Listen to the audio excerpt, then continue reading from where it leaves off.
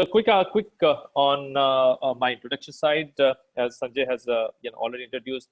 My name is Sukhpal Singh Sandhu, in the industry for almost 2+ decade, and have seen all the changes in the IT industry which has happened. Started working in the industry when the floppies used to be 5¼ inch, big one, and now moved to a smaller one, and then come to the CD drives and the DDV drives, and now we have the pen drives which are even the size of our our part of our finger, right? So being in the industry and focused from the day one of my career in the cybersecurity domain, right?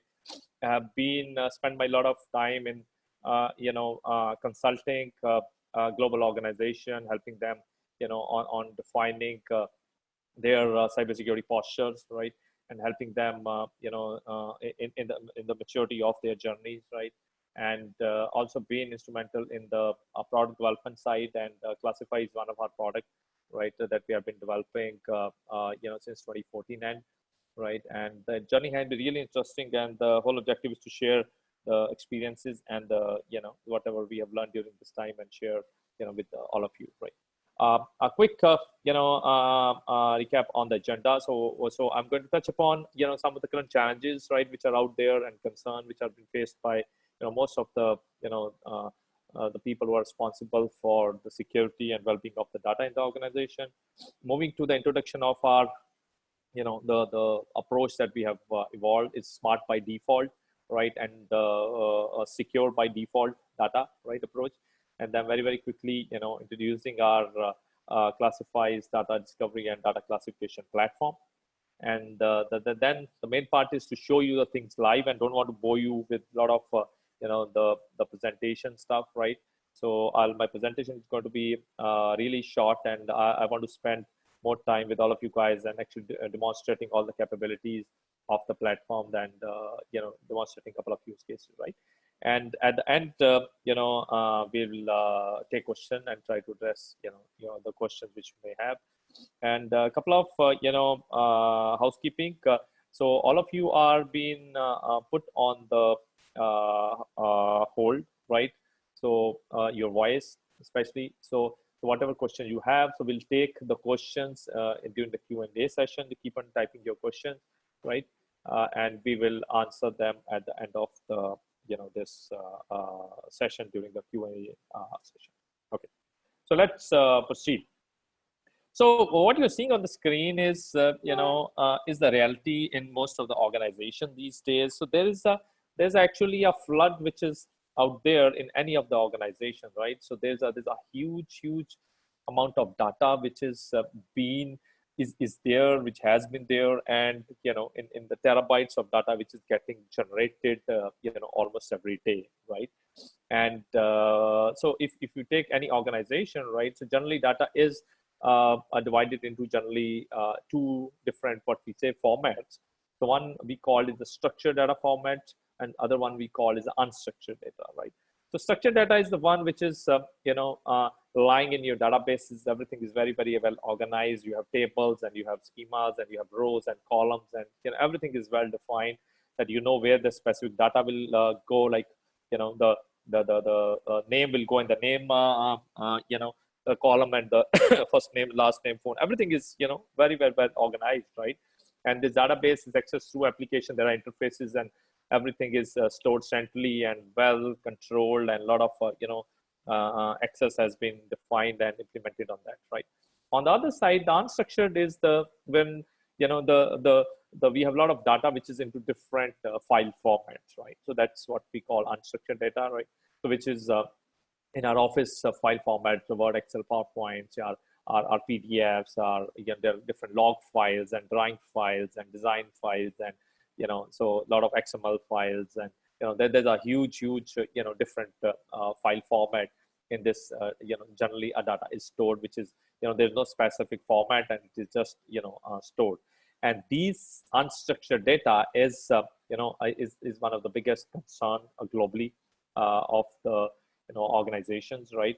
And this is what is going to be my focus area during this webinar today also, right? So so what I was saying is that this is a huge data which is there, which is scattered across, right, which is lying on your user systems, right? And which is lying in your repositories, and now with the more adoption of the cloud, so data is moving to cloud, right? And this is a really struggling time for the security teams, that to have a control of this data, and before even control, have the visibility of the data, where exactly this data is, right? What user is doing what action on this data, right? And then coming to the how it has to be secured, where it has to be stored, and so on and so forth, right? And this data is the one which is playing a very, very vital role these days, for the growth, for the competitive advantage, right? For the business analysis of any organization, right? Any organization is actually running on the data, and that's why there's a new verb which has come up. They start saying that data is the new oil, all right? Because data has become the most important commodity of organization, and because that's the one which is giving them which is running their business and giving them edge over their competitors, and giving them a lot of possibilities of doing a lot of business analysis, predictions, right? And now with the concept of big data getting more and more popular, which is now a lot more data is getting collected, right? So which is opening actually a lot of new possibilities, new the different for different domains, right? Which is giving them an edge from the business side, right? And as and when this data is becoming more and more the generation of data is happening at a very, very alarming rate in the organization, and so does the risk part is also going proportionately high, right? So the data which is important for the organization, so it is as important for the outsiders also, who want to have access to your data, right? For whatever the reason may be, right?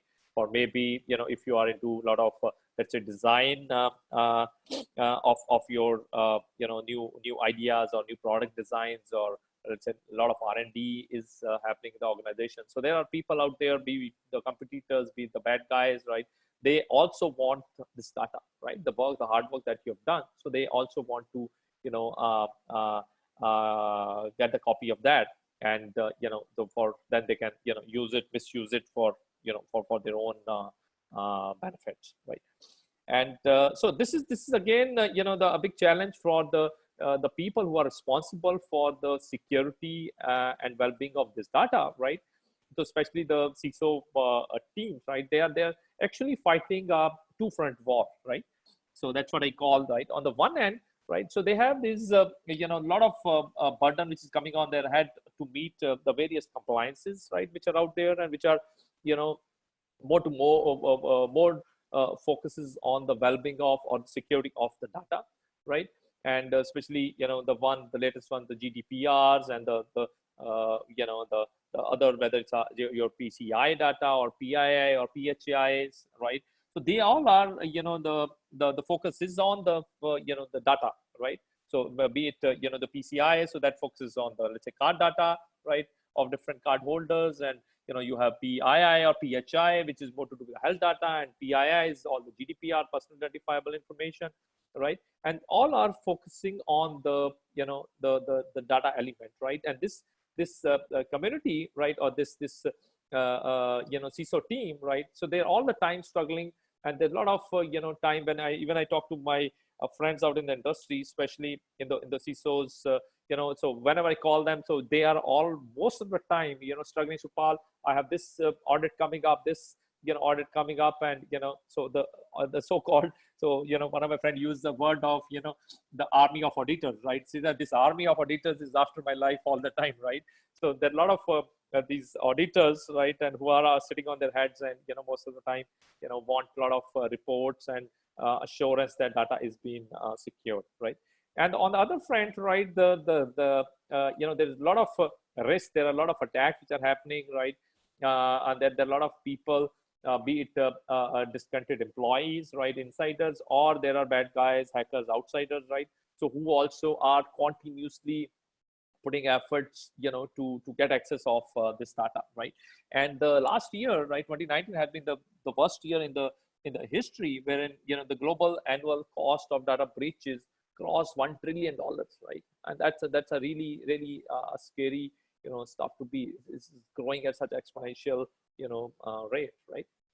And the shocking part is that in most of the breaches which happened, out there, so only they said that 18.6% of the people who are responsible of these data breaches are able to discover these breaches, right? And just think that the huge almost near to 80% plus of these breaches are being detected by when actually it become public, right? So that means they are not even able to control or get visibility of when the breaches are happening. They are in progress, right? And that's the biggest challenge. And there's all the CISOs, data security teams are struggling on these. I said the war on two fronts, and then they all are having a really tough time, right? And another, the challenge which is again faced by the organizations is that it is, if you can see on the picture, this is a junction wherein there's a bit of a chaotic situation, right? So and on the enterprise side, on the data side, so there's a very less visibility, right, on their end, that what exactly is happening with the data, right? So who's accessing it, who's sharing with whom, right? So whether the critical data is kept at some place which it's not supposed to be, right? And whether the the unauthorized person is got access to it, and they're printing, they are sharing, they are so what exactly is happening with the business critical data, right? So there is very less visibility, right? So if you see that you have your network devices and security devices, especially the firewall, NextGens and all that, so they give you the what all traffic is flowing around, right? So this protocol, and all that stuff, right? But what about the data? So data is nobody is interested in seeing that someone has sent 10 PDF files or 20 XLS files or this amount of let's say X format of files, right? So the management or the auditors, they are about that what exactly is being sent in that in those files out, right? Do they contain the really sensitive data which was not supposed to be leaving the organizations, or should be able to in the access of the people who are not supposed to have that, right? So it is a bit of a chaotic situation, and this chaotic situation is the one which is is one of the major causes of most of the data breaches which happens, right? So as on the road, so the more the chaos, the more the possibility of incidents, right? So as more and more the people are moving the way they want to, and there's a bit of a situation which is crazy, right? And so again, with my as I'm meeting this lot of CISOs almost every day basis, right? I'm discussing with them on their data security challenges and what are their major concerns, and they all are concerned about some specific key points, and they're very concerned. Yes, discovery is a problem. Yes, I have to deal with the compliance. Yes, I have to secure the data to ensure that the security data is secured wherever it is, right? And they are a bit concerned that what should we do, right? What approach we should adopt, and what can we do about this. And they always come back to me asking that Sukhpal, we need your help on this, right? And what can be done about it, and how can we help, right? And I again, with my my friends out there in the industry, I did a brief survey, right, among about 250 300 my friends. This is done by me along with them, right, and global in different countries. And I asked them that do you think the security of business critical data is possible if we will give you the visibility of if you get the the answer of this, that what data is critical for your organization, right? Where exactly it is residing in your organization, at which place, which storage, which exactly the location of the business critical data, and who all have access to this, right? And trust me, so by giving when when I talked to them, and they all said yes. If we can get help on these front, if you can help us identification, if we can get answer to yes what exactly data is critical, right? And if we can identify that, and we know we can get visibility that where all it is residing, right?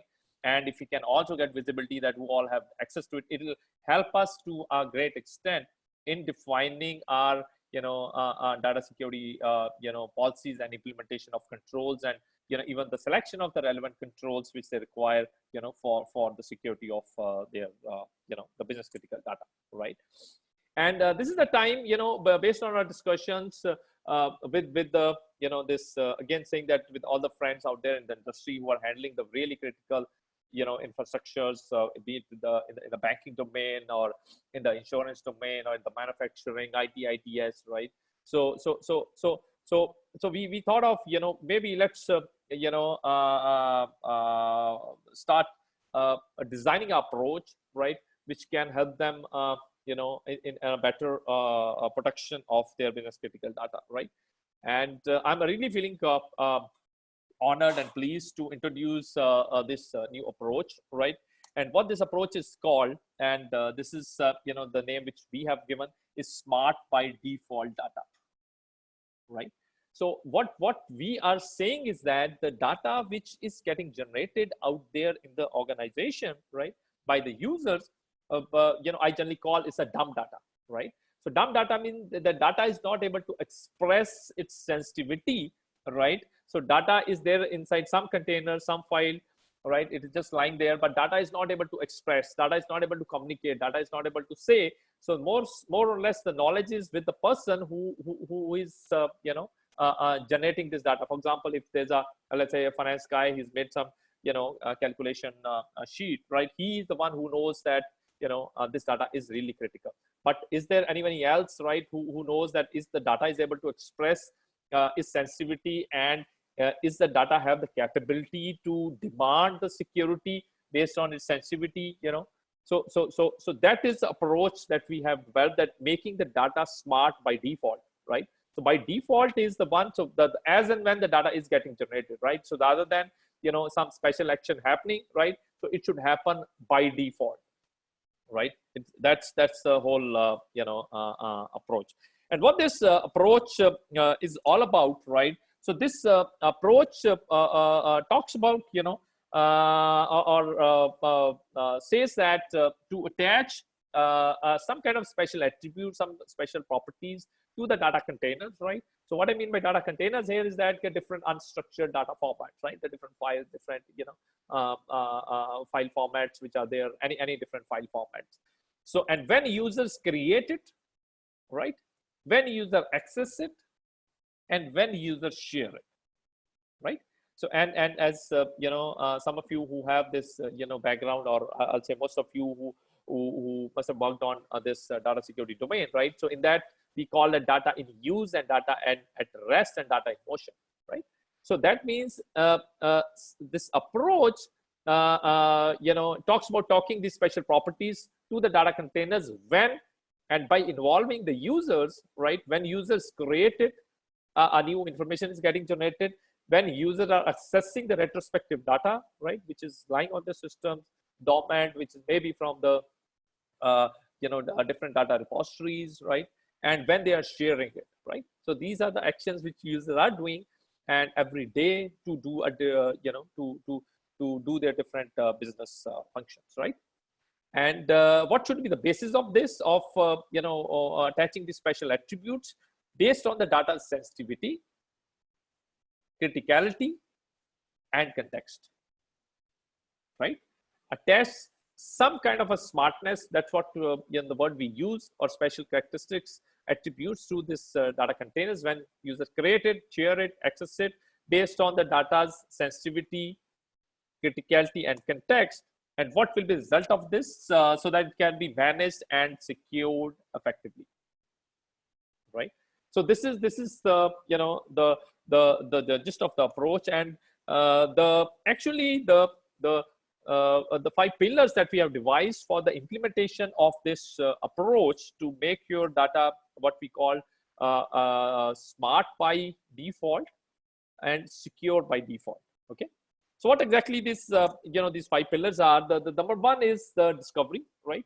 So the discover pillar, which is the starting point, right? So this is the fundamental, which the industry has been talking about, especially on the network security front, right? You talk about any the leading vendors, they put a lot of focus on that you should have visibility on the traffic, what app people are accessing and what is happening and protocols and all that.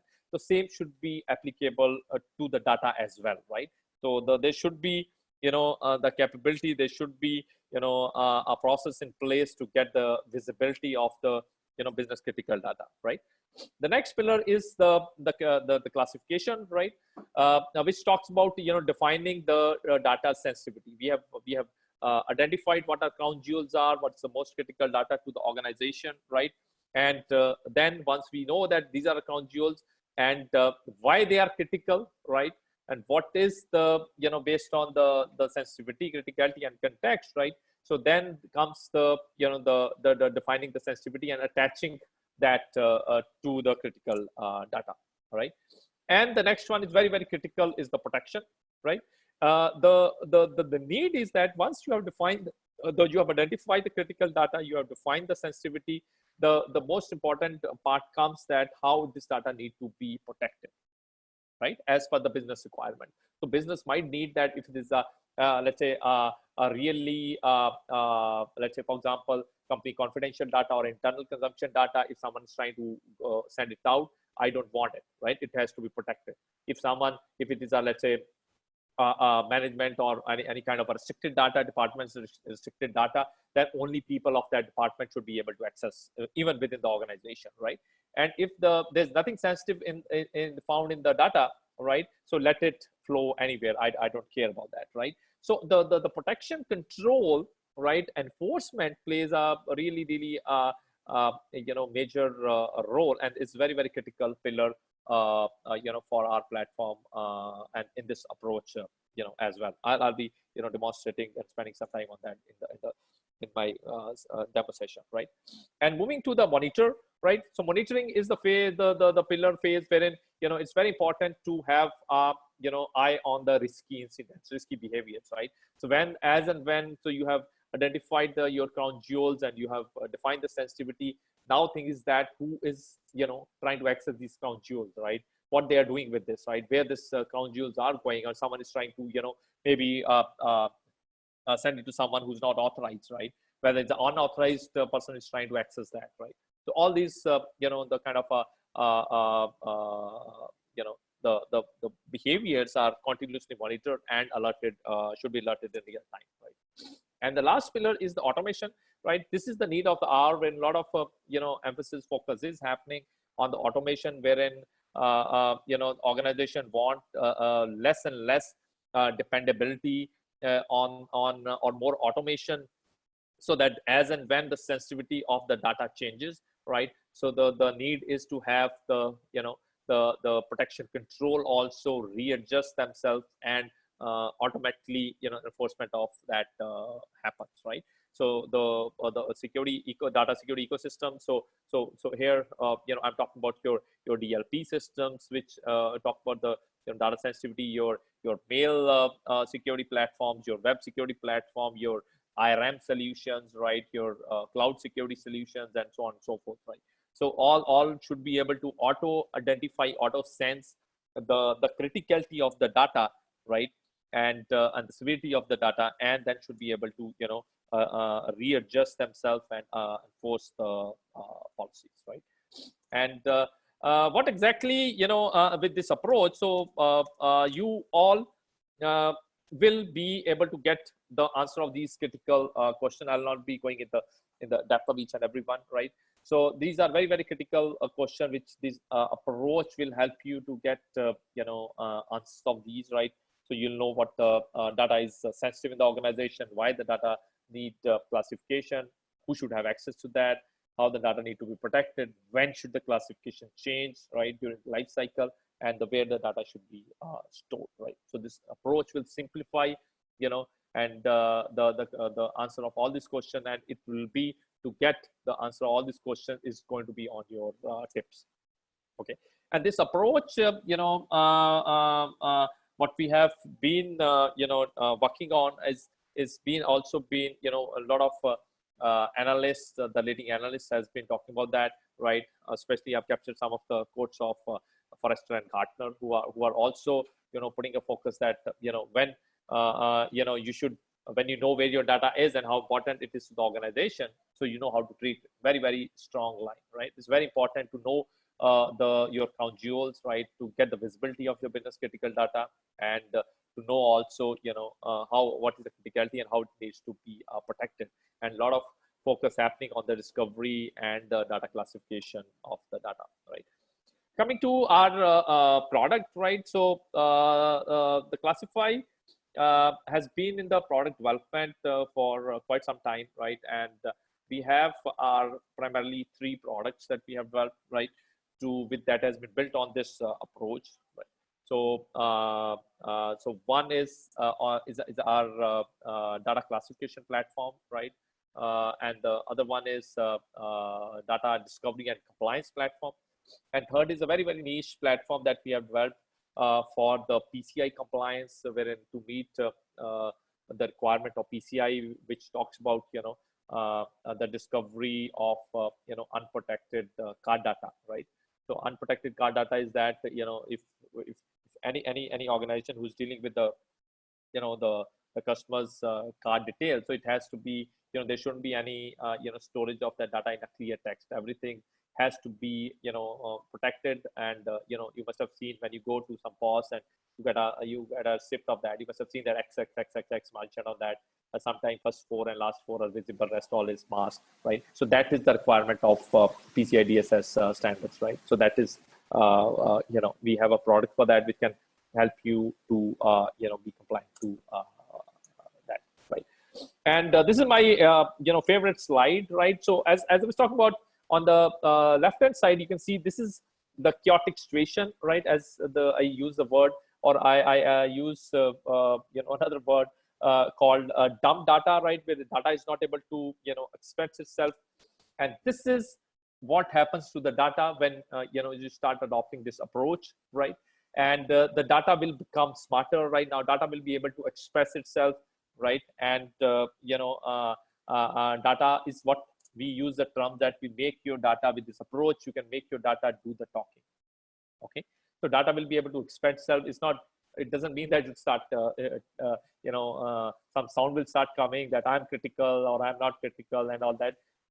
But the smartness that we are going to add in the your data, right, it's going to demand the protection. It's going to automate the protection, and automatically a lot of the management will become much easier, right?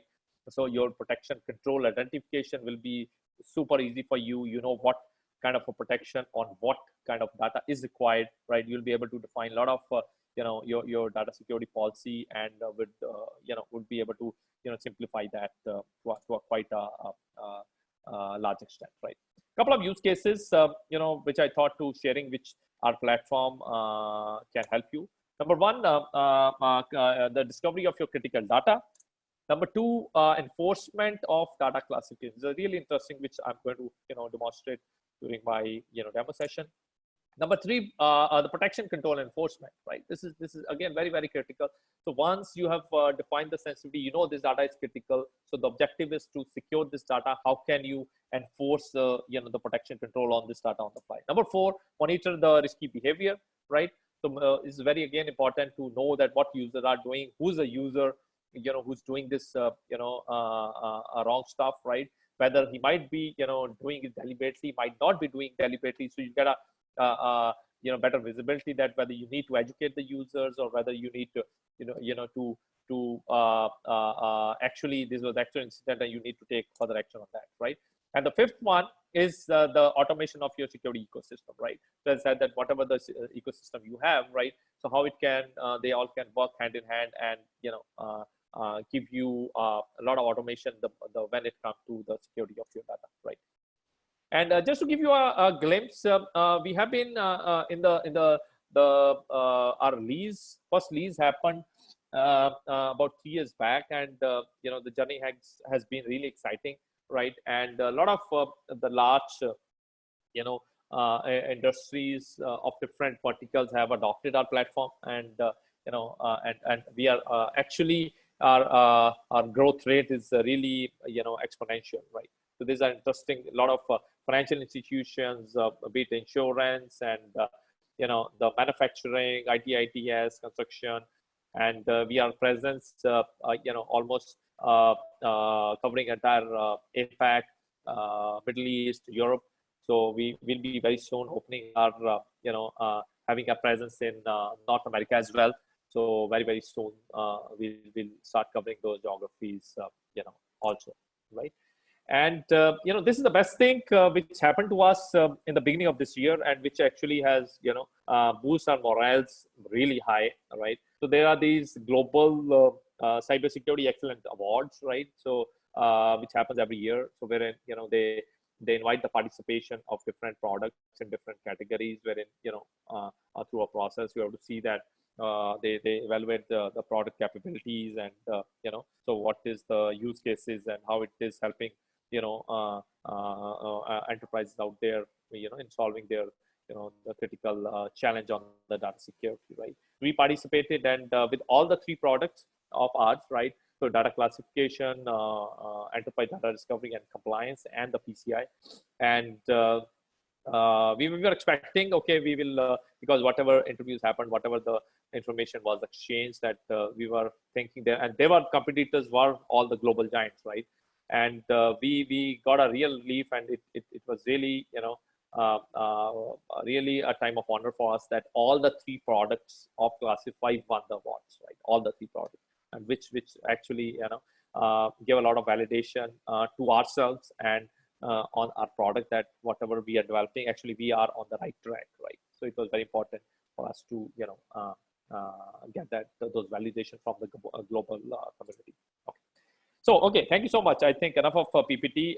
So let me now show you in live, the action in live, right? So how exactly the solution works on ground, what the experience happens on the ground when the users are working on these platforms. Okay, so let me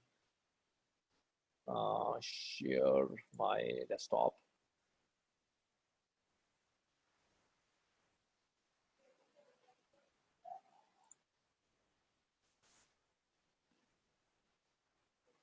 Okay, just a moment, gentlemen.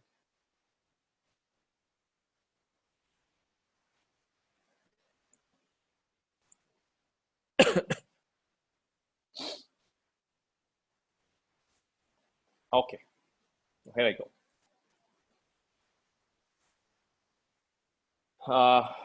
Okay, quickly, even though I know that most of you are able to see my screen, quickly is this screen. I'll just open a Microsoft Word, and just if a couple of you can just confirm that you are able to hear me clear, and are able to see the screen.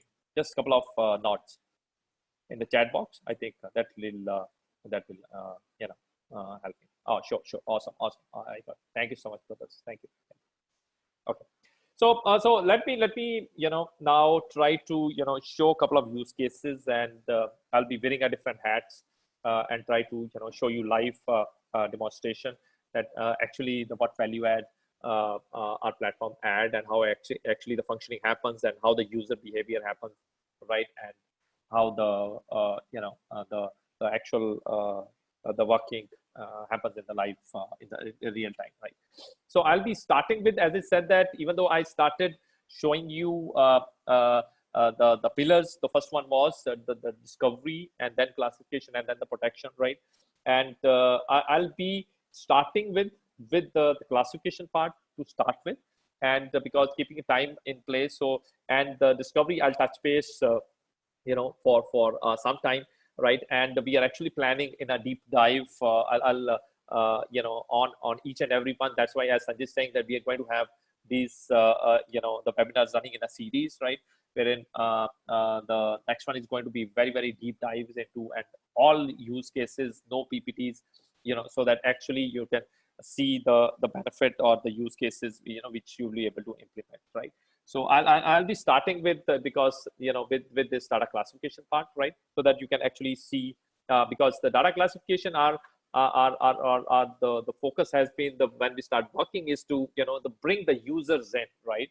So user is the community, so which has been left out most of the time, right? So let's say be it admin users and a different user from the different business units. So they actually most of the time felt left out, right? So they are most of the time things are imposed on them. Oh, you do this, and they don't feel involved, and they don't feel participating in the whole and contributing to this whole the so-called data security ecosystem, right?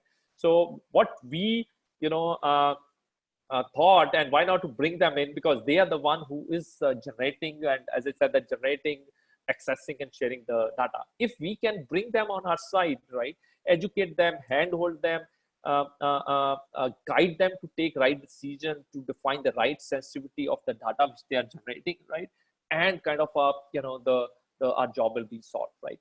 And I'll just correlate this to the current situation, right? As the governments have been saying to stay inside, right, and maintain the social distance, right? So this is the policy which has been defined by the governments, right? But the enforcement, the who has to follow this policy for the better protection from this, the pandemic or this coronavirus, is the end users, right? We all are supposed to maintain the social distancing. And if we'll follow this, right, it's going to be for our benefit, right? It's going to be on the larger term, it's going to be benefit for our society. It's going to be benefit for our city. It's going to be benefit for our, our country. And on very, very large, it's going to benefit the entire world.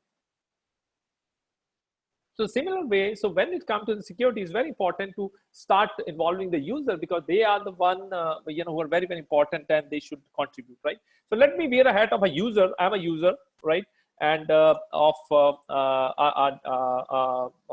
department, and what generally I do come in the morning, I check my mails, and I've seen that, okay, in my to-do list, I have to create some proposals. I have to send some internal data, accumulate that, and send it to my boss, and there's some actions I have to do, right? So there's a in my to-do list, so there's a one document, important document which I have to make and send it to my to my boss, right? I open a Word, right, and I start working on this, right? This is the data for analysis, and I'll just put some random stuff in this, right? It's just for the demonstration purpose. Okay, so this is, let's say, for example, I have let me put some more data. Okay, so this is the data, for example, I have made. So one after a user, any user, right, who's working on this platform, right? So they generate the data, and after generating the data, they take some action, right? So what action they take? They generally save it, or take a print, or mail it, and all those kind of things, right? So the first action most of the time we do is we save it, right? The moment the user is clicking on the, I have just did Control S, right? So before he's allowed to save, this is a new file which I've created. So we bring the organization's data classification policies. We are telling the user, Mr. User, all right, this is the new document you have created, but you haven't defined the sensitivity or the criticality of this document. Please help us to define the criticality or sensitivity or classification of this document before we allow you to proceed, right? So we are telling the user, and we bring the organization's classification policy schema to the user and show it to him, right? It's showing that there's a minimum restricted, there's a business confidential, internal, general information. This is the the classification level or the schema which or the as per the organization's policy, right?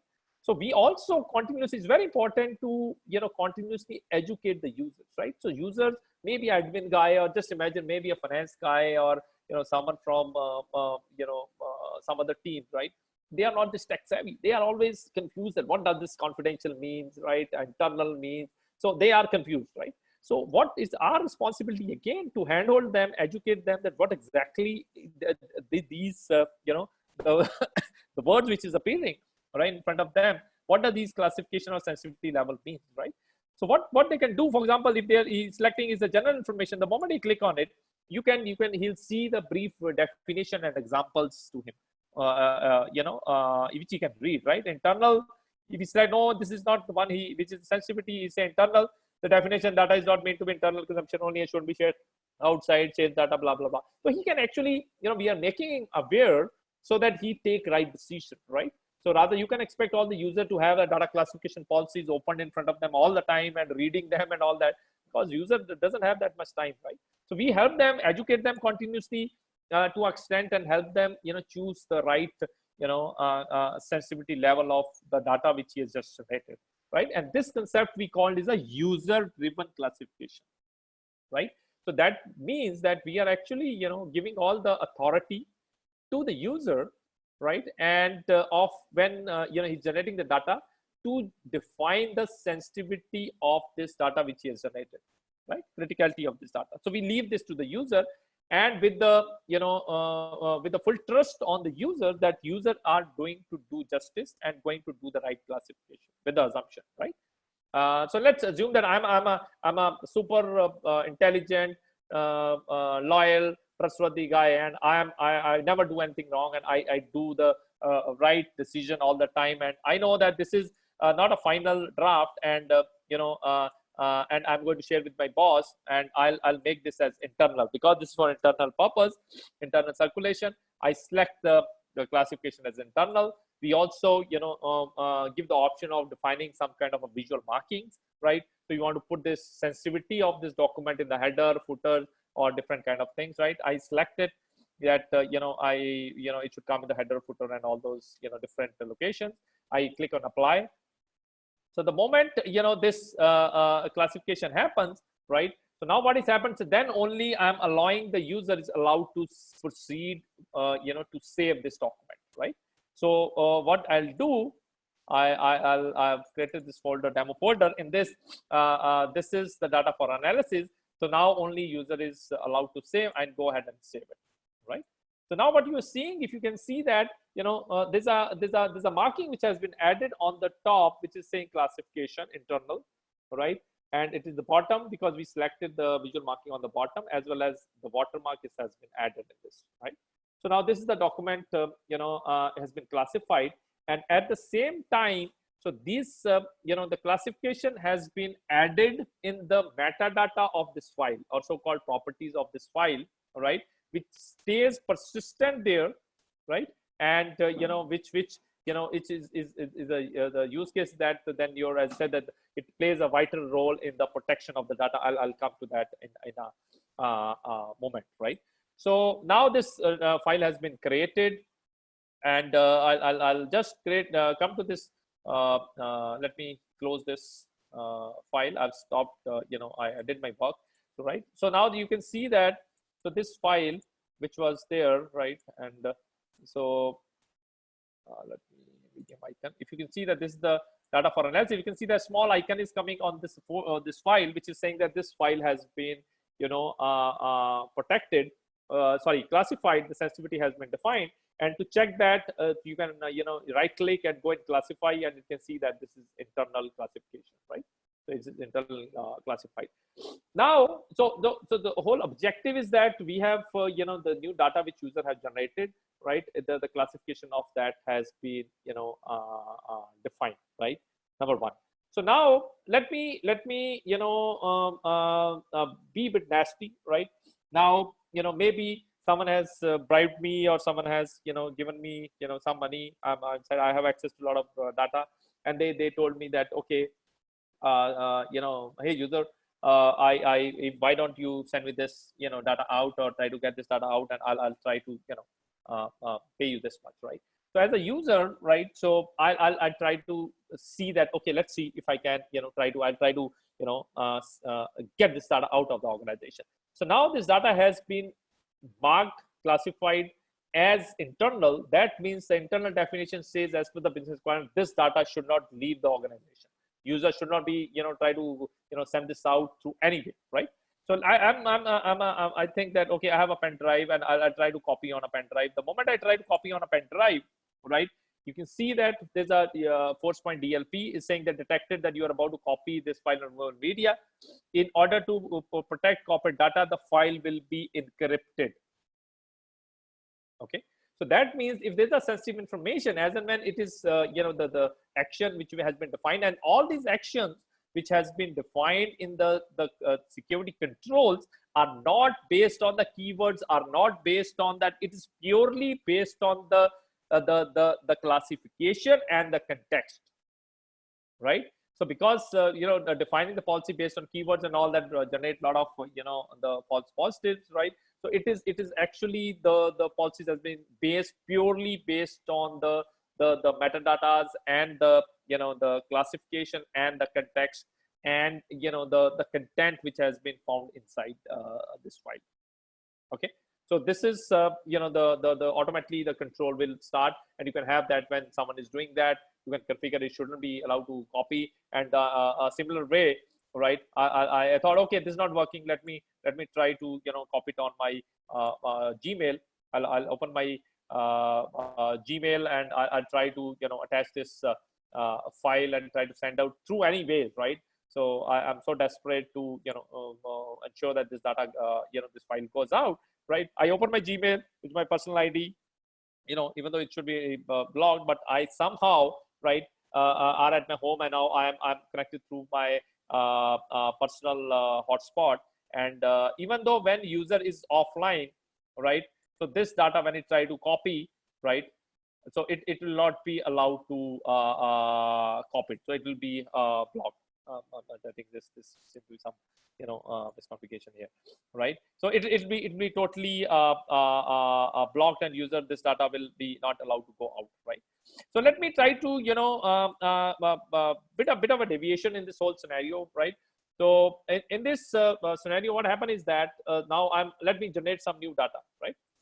So this data with the earlier file which I have generated, so it had some content, and the system allowed me to give me the option of this deciding the classification level. So let me create another file, some data, and in this data, let me somewhere by mistake or deliberately please sharing my credit card, right? And I have this one card data which is out there. This is just for the demonstration purpose, right? The test card. So I'll at the moment now see, now this means this new document which as a user I've generated, right? Now this is contains some really sensitive information, right? Or but the moment I'm going to save it, right, there's going to be the kind of intelligence which has been built into the system, all the machine learning AI start to come in action.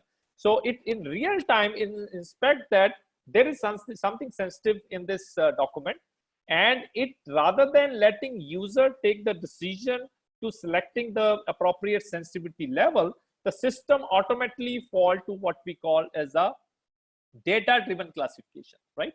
Wherein rather than letting user take a decision which he might be right or he might be wrong, right? So and when the organization doesn't want to take any risk of that, right, so it automatically identify the sensitive stuff, and it tells that the user, so this is, I found some sensitive information. What is the sensitive information? And user has no option, right? User cannot change. If you see that confidential is highlighted and it is grayed out, right? User cannot do anything.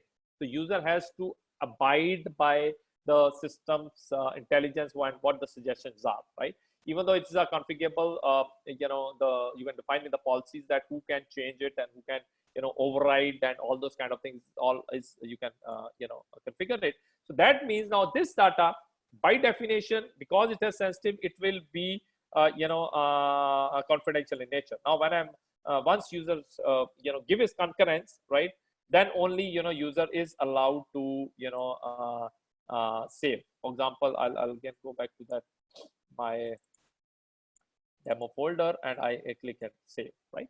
So now again the same, the visual markings. So there's all these visual markings, the colors, the the font, the size, the department. There's a lot of customization you can do. I'm not going in the detail of that, but what exactly should, for example, if you want that, if this data is the HR specific, HR department specific, you want that rather than appearing as confidential, I also want to put a, let's say, is it HR confidential, right? Or whether it's a PCI confidential, and you can do a lot of customization of the visual markings, and the same will go in the metadata, right? And and the same can be then used for the effective increase the effectiveness of your protection controls, right? So I'll just show you one more use case. Now this file has been created. So just now the need also is that I've just shown you the integration, the protection part with the DLP platforms, right? Now let's imagine that this file we have added some more critical stuff in that. So let me try to simulate another scenario very quickly, right? And just give me a moment.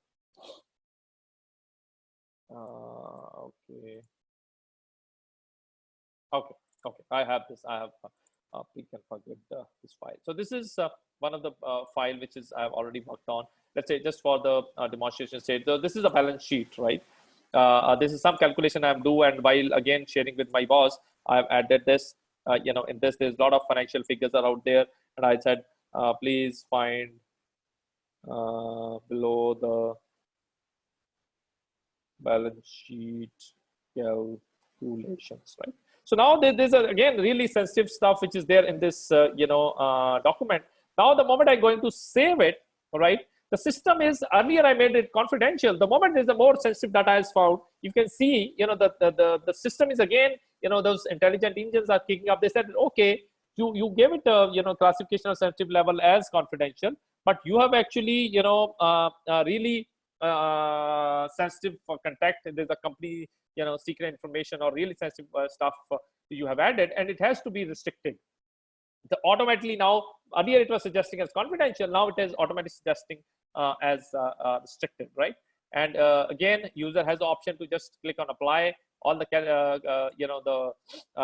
classifications got elevated, right? And when user saves it, right? So what happened is that if you can see this icon, you can see on this icon, there's a small lock now which has come up, right? So if you see on the right, it is just a classification, the logo which says that this file has been classified. But on the right side, you can see there's a lock coming up.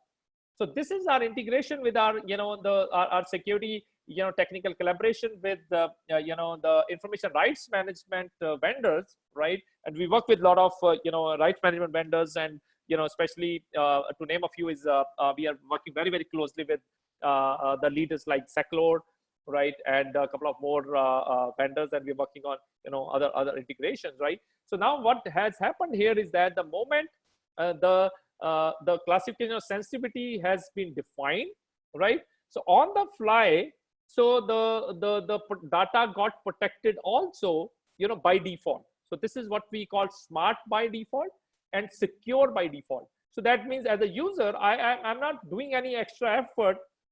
I'm not doing any extra, going to multiple consoles and taking actions and all that. So if there are a predefined templates for which has been assigned to me for my business function, right? So it got automatically enforced on that, right? And if you can see that now there's a small Seclor logo is coming, and I can see on this that what all permission I'm the owner and what all permission I have. Now if this file I'm going to share with you, right, so you will only be able to do the authorized function which you are authorized to do on this, right? So this is all these actions happen on the fly, right, with a very smooth, transparent function as far as the users experience is concerned, right? And on the same time, the whole objective of securing the data, right, to ensuring that all the data is also secured by default without security teams or the risk team are doing extra efforts to secure the data. So as and when this data is getting generated, as and when this data is been getting shared, it is being, secured all the time by default, right? So without, any extra effort has been put on that. Okay, quickly, I'm almost on the, time, even though we are a bit, I wanted this to be almost about 45 minutes, but I'm crossing. I'll take 10 more minutes if all of you allow me, right? And this is the management part, wherein the central management we call classify manager. So what all rights, starting from the policy configuration, customization of your classification schema, the levels, the whole. This is the brain and heart of the whole platform, right? So all these activities which are happening out there on the classification events, on your whether it's happening on your different different file formats, whether it's files or emails, or exactly what user is doing, what are the top risky users, that behavior and all that. So you get the complete 360-degree view, and all this is interactive, dashboard. For example, you want to see that, okay, there are 31 restricted classification has been done, and you want to see who has done that. So the moment you click on that, so the system will show you a lot of interesting stuff. It show you the complete trending. It will show you who's the top users, right? Who are the top department on which this has been done, what is the sensitive data which has been found on that. And it also shows you a lot of more interesting statistics, like when exactly this event happened, who did this, from what system, what timelines, what department, what IP address, blah blah blah. So this whether it was a first time classification or it was a reclassification, and lot of statistics which we give to you guys for your analysis, and you can generate a lot of reports, and you can do a lot of manipulation with this data, right? As well as the sensitive data which we are continuously monitoring, right? So we show it to you in the real time in the real dashboard. For example, you can see that there's whatever the data users are generating. So there is 70% of the files which have been the system has seen has PCI related data. One file has Indian IT Act, right? So there are one file which has a PII data and all that, so on and so forth, right? So you can just click on it, right? I'm clicking on the PCI, and now it is showing me that, okay, in the PCI, so in the PCI is it talks about a lot of different card vendors, right? So it is saying that it is there are 11 instances of Diners Club. Then there are InstaPayment, MasterCard, and so on and so forth. And the moment you're going to click, okay, you are interested in, let's say, Diners. The moment you click on the Diners, so the system will get you all the relevant details, that where exactly this data was found, on which system, what was the classification he has done, what was the trending, what he did with that, and so on and so forth, right? There's a lot of again, I'm not going in details of this, right, and keeping the mind the time we have in hand, right? And I think I'll give it a pause here as of now, and I will, before I take up question, I'll just give you a quick run through of the discovery pillar, right, which I was saying that what the USP is, because the very important the pillar of this whole the approach is the capability to discover a lot of the business critical data, right? So this platform actually help you to on the fly detect, based on the intelligence base, what is the critical data you have, and giving you a lot of telemetry around that, where exactly this data is residing in your organization, right? Which system, who user have access to that, right? Whether it has been classified or not, what exactly is that this data contains, which is making this sensitive, right? So a lot of I'll say the complete visibility of your critical data, which you can do a lot of interesting actions as well as on that, right? And for example, what you're seeing on this very quickly in the subsequent webinar, so we are going to cover it in much more detail. So I'll just give you a glance of this. So what you're seeing here is that this has been discovering done on 6 systems, right? How many total files discovered, how many files have sensitive information, what was the bifurcation of the file types. So in this we have a support of huge number of files, including the images files and different file formats which are out there, right?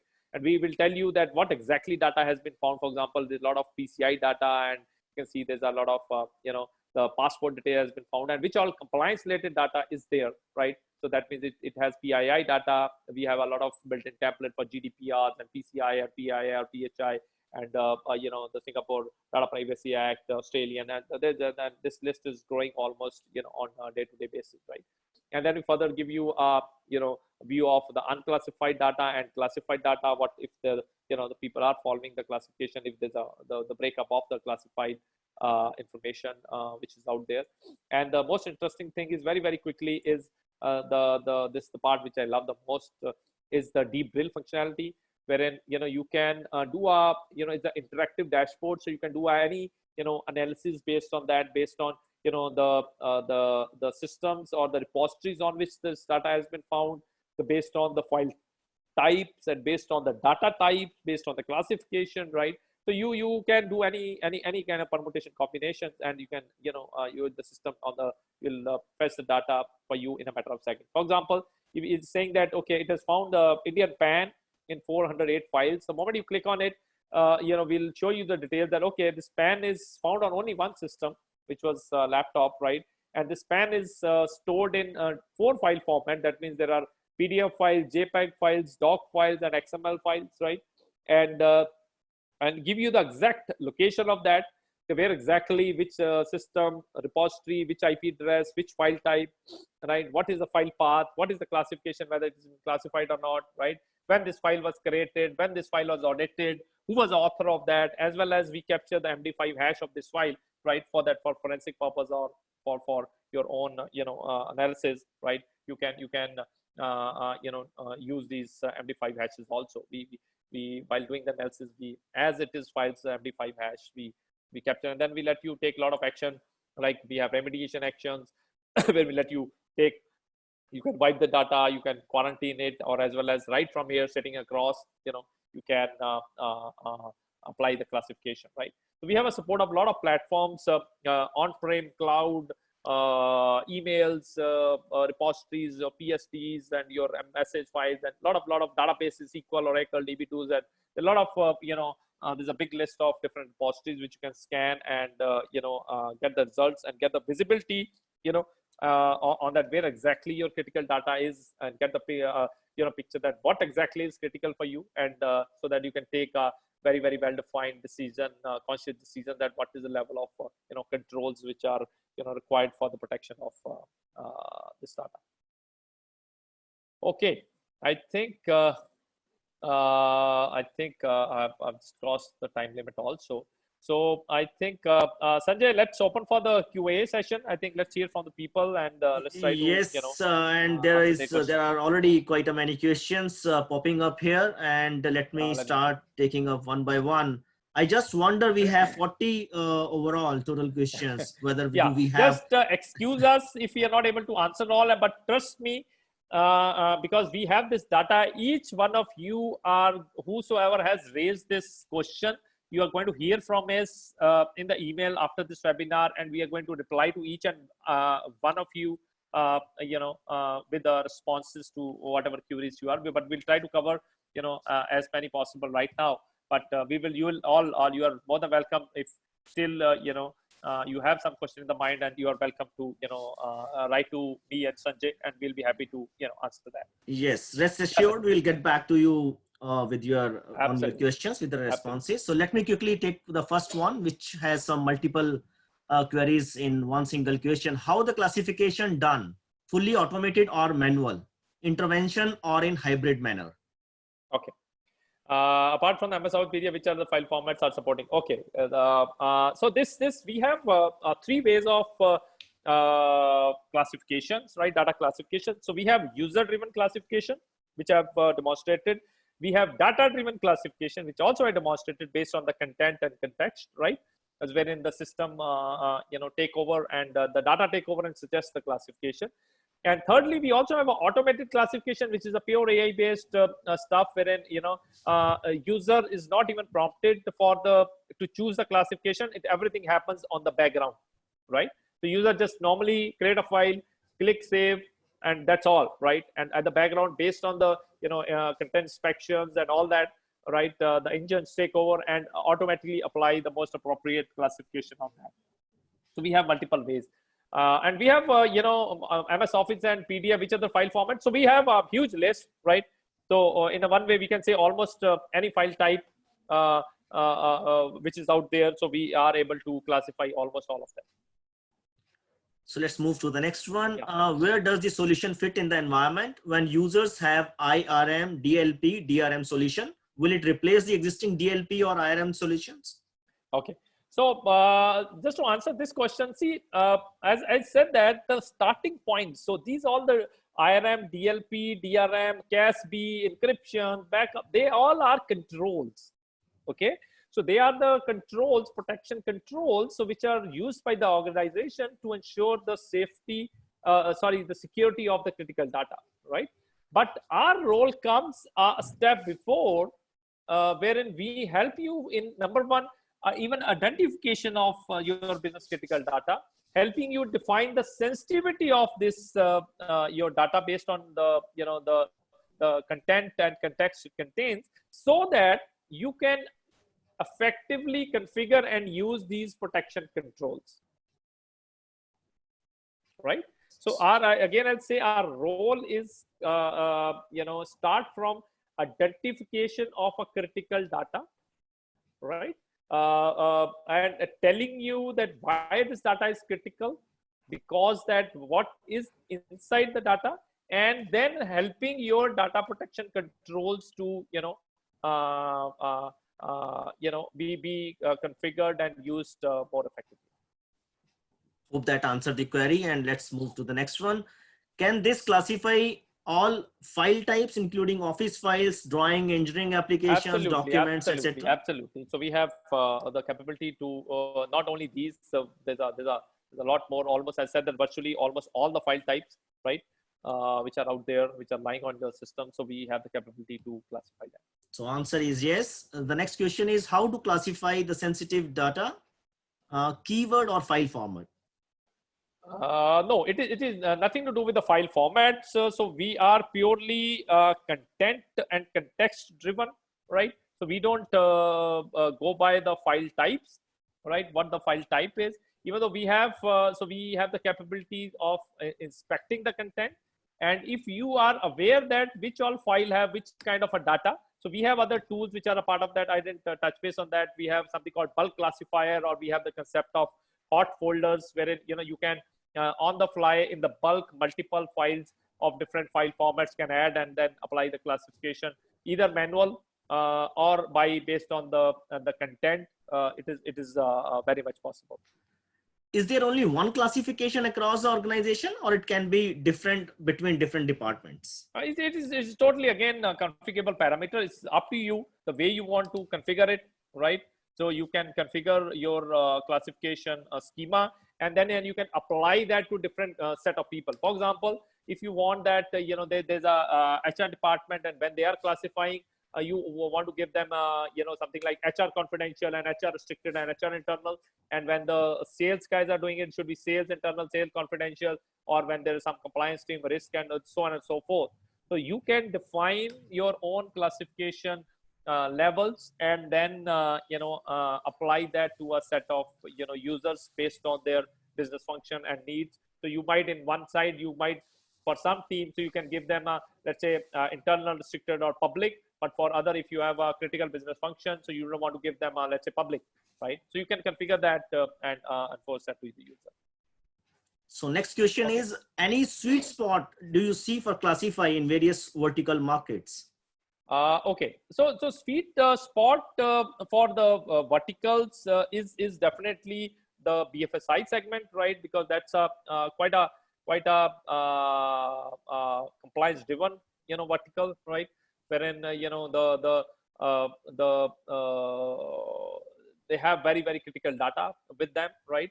So that is one. But our experience has been that now data is becoming so critical to any organization, no matter what vertical it belongs to. They are very serious about their critical data and want to ensure that defining their sensitivity, and then probably deploying the relevant, security controls. The other one also seems to be related question. How many organizations are using your product? What is the percentage distribution? Yeah, that I have, various I think in my verticals? slide, I have already shared, across verticals, the people are there. I think we have almost in, different verticals in India and out of India, people are on our platform already. How much time is required to classify data for a bank? See, it is as I said, that it is a process, it's a journey, right? So it is varies that how, if it's going to be a user driven classification, so that means the moment you're going to deploy the classification solution, and from that moment only, so whatever the new data user is going to generate, or whatever the old or retrospective data he's going to access, it will be be classified on the fly, right? So secondly, on the you can, if there's a lot of retrospective data or what we call data at rest, you can use enterprise discovery to scan and to identify what the critical data is, and then on the fly in the bulk across your different repositories, apply the classification to that. Is there a separate module to classify the older data, or is the same thing, same functionality we can do that? There are a tool built into our data classification platform as well, right? Wherein you can, what we call is a bulk classifier. You can, apply that to in, your lot of retrospective data you have in your system, right? And but our enterprise data discovery and compliance is more comprehensive solution, wherein you can run the scan across the enterprise at different data repositories, and apply do a lot of analysis and apply the classification, and then a couple of other actions which I was showing you. Okay, so next one on the list is, can we have manual categories for data classification? Absolutely. And color code system? Absolutely. You can have, this is totally configurable. As said, you can define the colors, you can define the font size, you can define the font types and all that kind of stuff. So it is totally configurable. Very much you can do that. Can we integrate the solution with any existing DLP solution? If yes, absolutely, which one? Absolutely. I think we have a technical collaboration with almost all the leading vendors. So just to name the Forcepoint, McAfee, Symantec, Trend Micro, so forth. So almost the leading ones. So who have the capabilities, to apply the policies based on the classifications, right? You can integrate with. Is Forcepoint is also the one we integrate? Absolutely. Okay, it's a very close. Yes. Even the demonstration which you have shown in my session, it was with Forcepoint only. Yeah. End customer has classification solution with some DLP solution also to work it. By any chance, the watermarks can be changed or erased? By any chance, the watermarks can be changed or erased? So see, what happens is that the moment you're going to delete it, you are again going to save the file. It can be, it automatically comes back, right? So as we are doing two things, one is that watermarks and these visual marking, so-called, right? This one, and secondly, we are embedding, attaching this classification in the file's metadata, right? So if yes, you can with some options, you can delete maybe the file's visual markings, but the metadata remain in place of that file, which still can be can be read by your data security controls and take action on. Can this solution fulfill the requirement of DLP? No, we are not a DLP, right? As I said, that we complement a lot of data security platforms, right? So be it the DLP, just one. So now, as I've shown you the rights management control, which I've just shown you the interaction with the our technical partner Seclor, right? And your cloud CASB solution like Netscope or Forcepoint, right? DLPs, and then you have the other email security solutions, web security solutions. So there are a lot of so even I'll suggest that not to confine yourself with only DLP. Take a bigger picture that what all controls can be integrated, and then as I said, that the protection and the automation part you can leverage at a much bigger picture. So if I restore these files from a backup, will these attributes be copied to a new server? Absolutely. Can it classify emails? Yes, absolutely. For sure. So we have support for the emails. Yes. Documents going outside via email, how can receiver access the attached file? How can receiver access the attached files? Okay, so this is related to the rights management. So in the rights management, so the moment based on the rights which has been applied to that, so user will be able to access the document, based on the rights they have, right? So this is obviously, when we are going to attach some kind of a protection on that. So it is in the mind that when we are going to access with the people within the organization outside, there has to be a way. Yes, there are all the ways are possible, and we can connect separately to discuss further on this. Is it integrated with Seclore, or is it a separate from Seclore? It is totally it is with the integration, so which I have shown you. So Seclore is a separate organization, and the Classify is a separate organization. So we have our technical collaboration with each other, right? So our solutions are integrated, which I've shown you that the moment I was defining the classification, the file was also getting protected by Seclore. So we have done a tighter integration among our solutions so that we can, deliver a more value to the customer.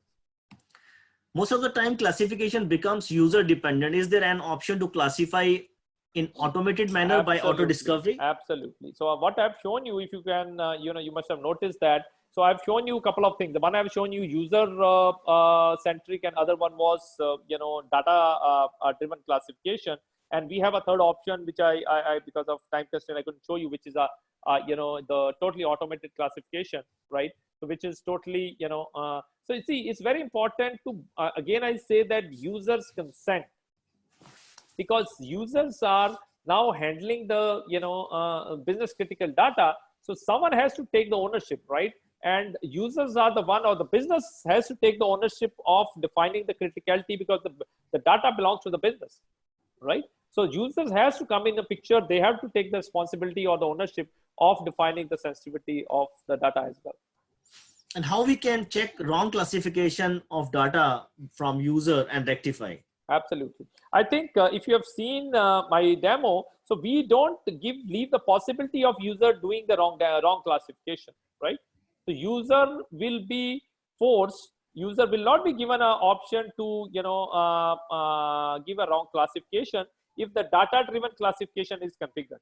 So there might be a scenario for a specific user, you have applied a user-driven classification, but if at later stage you modify the policy from user-driven to data-driven, so next time when user is going to open the file which is wrongly classified, the system will automatically rectify that.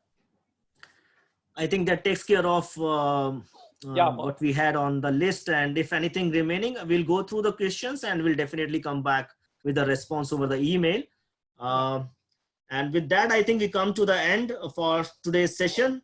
And it was really awesome to see so many people joining in, almost 300 people. Wow, that was an amazing response. And we had people even outside India from other continents as well, which was really great to see. And so thanks, a big thank. Sorry, Sanjay, to interrupt you. And just for all of you, right? So we have actually published a handbook. It is by the name of the Data Classification Handbook, right? So we will be, really glad to offer the complimentary copy of our Data Classification Handbook to all of you, right? And there's a bit of a catch in that. We would request you to do two things. One, we would request you all to just go to LinkedIn and just follow our Classify Technology page on there, right? And because we are publishing a lot of interesting stuff on that, and we'll keep you updating on that. And secondly, just drop a mail to sanjay@classify.in, right? Saying that you need this classification, and we'll see that as we have your details also. So we will try to send as a gesture of thanks from our side. We are going to send the complimentary copy of our classification handbook to all of you. Yeah, that is yes. And still, if you have any queries, any questions remain in your mind that you could not put in the Q&A box, so please do write in. My mail ID is sanjay@ sanjay@classify.in. I just repeat, sanjay@classify.in. And we would really appreciate having your feedback on this webinar today, because we are doing a series and we are very going to announce the next webinar in the series, and just stay tuned for that. But I believe that you demo. Thank you so much. Thank you so much, everyone. I think I'm really feeling honored to have all of you, and thank you so much for joining across all the friends for Middle East for there, and from APAC for there, and from some of the European locations. Thank you so much all for joining us, and I really hope that you found this session, worthwhile this time spent, and you all are welcome to just whatever queries come to your mind, just drop us a mail, and we will be really happy to answer each and every query of yours, no matter what it is, right? Let it come our way, and we'll be happy to work with you on this. Any next step, any one of you are interested in the demos or to do deep dives, welcome again, reach out to us, any one of us, and we'll be happy to assist you in that. Yes, once again, okay. So thanks for the encouraging response, and bye for now. Take care and stay safe. Cheers. Thank you so much. Thank you. Stay safe. Bye-bye.